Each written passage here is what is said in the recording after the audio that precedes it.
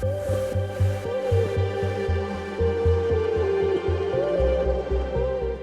this is Brandon Splay from ThirstSim.com, and today for Training Talk, we're going to talk about in-body scans. And are they reliable? Are they something you should be using as a tool in your toolbox to measure your progress, whether that be gaining weight, losing weight, improving body composition, overall tracking your performance? So if you don't know what the in-body scan is, I'll have a picture around here somewhere. It's essentially going to use bioelectrical impedance to measure your body fat, okay? So what bioelectrical impedance is that whatever device that you're using, whether it be handheld, you're standing on it, in-body is technically stand and hands, which there's a benefit to that. I'll talk about that in a second. Is going to send a signal through your body, and essentially the machine is going to track how fast it gets through your body, and it takes into a bunch of other different considerations, like how much you weigh if you're staying on a scale and whatnot. You input some data if it's a handheld or if you're standing on it, but you input some data about your height, your weight, your age, your gender, and then it puts this impedance through your body and essentially measures how fast or how long in terms of time, I guess relative to how you want to look at it, how fast that went through your body, and then it calculates out using that what your estimated body fat percentage is. Now, the reason this is theorized to work so well is because the more water your body has, the faster that's going to go.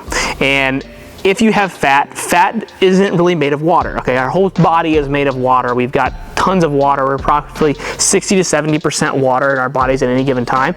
So we know it's going to pass through relatively quickly, but people that have more muscle mass, less fat mass, generally have that impedance go through them faster. So there's water in your muscle cells, but it's not really so much in like your bones and things like that. So the thought process is when that goes through your body incredibly quickly, then you're leaner. If it goes slower, then you have more fat mass. And it calculates out that number and it's good to go.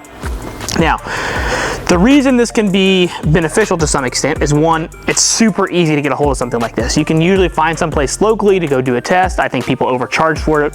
It's probably because the machine's kind of expensive, but generally speaking, they're kind of readily available. And even your home bathroom scale, if you stand on that and it's giving you a body fat percentage, it's using bioelectrical impedance. The only problem is it's going from the feet to the feet, where, as I discussed, if you're standing on something heavy you have handheld, then that's more accurate because it's essentially being able to go through your body more efficiently, and then it makes it more accurate. Whether if it's coming from the bottom up and then technically it's got to read that back down, that may not be as efficient. But I'm not really sure how all those exact calculations work, but that's the gist of it, that the more contact points you can have on a bioelectrical impedance, the more accurate it can be. So just take that for what you will. Now, the handheld ones, again, have the same thing, and I know at several places that I worked at that they had those that we use that as part of our assessment. And again, it's a good way to get a gauge of where somebody's at in the moment, but I don't think it's a reliable tool to use long-term. I'm going to discuss why here in a second. So the other methods that we would have here is DEXA, where essentially the body takes a scan of your body, and then it looks at your fat mass and then your non-fat mass, organs, bones, muscle, things like that, and then it helps figure that out. The other one is what's called a bod pod. It essentially measures the displacement of air, and you weigh yourself, and then taking your age, you get all that extra data, and then you sit in this little pod, and then it measures the pressure distribution because it knows how much should be in there when it's empty, and then subtracts what's in there when it's full. And somebody that's more dense and compact, like myself, I'm really short and dense, or somebody that's bigger than me, but weighs the same, they're going to displace more air, and so that helps the machine calculate out who is leaner at the time. And there's some other different ways that you can do this as well, but those are generally the ones. There's underwater weighing, which isn't very practical, and usually at the university level, usually for high-end studies, definitely one of the most accurate ways to get things done, but very time-consuming, and it just requires more work, and chances are the average person is not going to be able to do something like that. It's not very realistic. So the bioelectrical impedance, or in-body, the reason why it's not super accurate is really twofold. One, the impedance part can be disrupted depending upon any part of the day, okay? So to get the most accurate test, my suggestion to you is going to be to do it at the same time after eating the same meal that you can on the same day. So you got to have a very consistent lifestyle. So let's say you always do it on Sunday morning at 8 a.m. You always want to do it Sunday morning at 8 a.m. and the night before you want to make sure you have pretty much the same food, about the same amount of water, and that's going to give you the closest reliability that you're going to get. Because as you ingest water, as you eat more food, as you go to the bathroom, one, your weight changes, and then two, your hydration status can also change, as well as how fast that goes into you. So that alone is going to change how that calculation works on that machine, and then it's going to change the results that you get that it spits out in your hand or on the machine. So when you see somebody say, oh, I lost 8 pounds, but I gained 6 pounds of muscle and lost 3 pounds of fat, well, that doesn't really make a whole lot of sense to me, okay? The net, you know, the net there is 3 pounds, but you lost 8 pounds. That doesn't make sense, right? So first of all, if somebody posts something like that, do the math, and if they gained muscle and lost fat, how is their weight loss? How is their weight different? Okay, make sure you figure that part out, because that's kind of a red flag. So that would be my first thing in terms of why that's a little bit sketchy. The others is that because you can do it at any point, nobody's doing it reliably at the same time. So, and if they're doing it sporadically, let's say every 6 weeks, then you got a wider range of variety of times, and more can happen. So certainly results can happen during that time.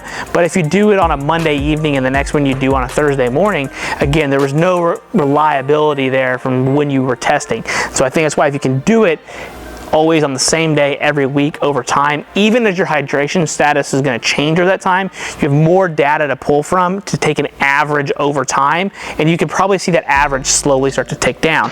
Where if you've only got a couple data points, it could be like this, and then your average trend line isn't probably going to be as accurate. So that would be my suggestion if you do want to use the InBody.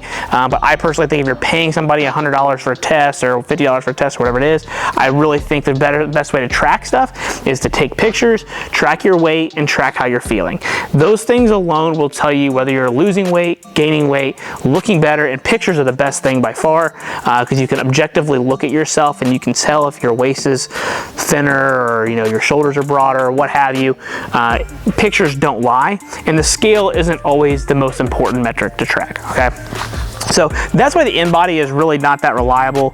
I think if you just look at the posts that you see on social media, you'll quickly realize it's kind of weird that somebody gained 6 pounds of muscle in 6 weeks. I can tell you, as somebody that trains incredibly hard and has trained a lot of people in their lifetime, I've never seen anybody gain 6 pounds of muscle in 6 weeks. It's not real, okay? That would be like adding a pound of muscle, and to give you an idea, that would mean you need to have 3,500 calories going directly towards muscle every week, and that's going to be pretty hard to do without any kind of anabolic steroids or performance enhancing drugs.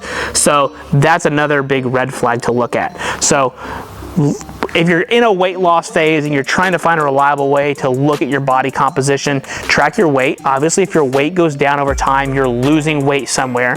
More than likely, if you're eating enough protein, have a good, well-balanced diet, you're gonna lose more fat than muscle. So you can assume that you're losing fat if your weight is going down, and especially for strength training as well. If you happen to not be doing those things, then it's gonna be a little bit more of a gamble. The other one is using pictures. So as your weight is going down and you're taking pictures every week or every other week, pre-religiously, ideally in the same clothes, like same thing around the same day, same time, and you monitor that over time, you'll slowly start to see changes over 6, 8, 10, 12 weeks, and then it's way easier to tell that, okay, my waist is tighter, I have some more definition in my back here, I can see more definition in my quads, whatever you have, plus the weight's going down, very good chance that you're improving your body composition and seeing the changes that you want to see, and it just works the exact same way from a gaining weight phase. If you're trying to gain weight, ideally more muscle tissue, again, you're going to want to try to track that, and by doing the bioelectro impedance, that's going to be hard to track whether it's being consistent. If you can get your hands on a DEXA or a bod pod, I think those would be more reliable ways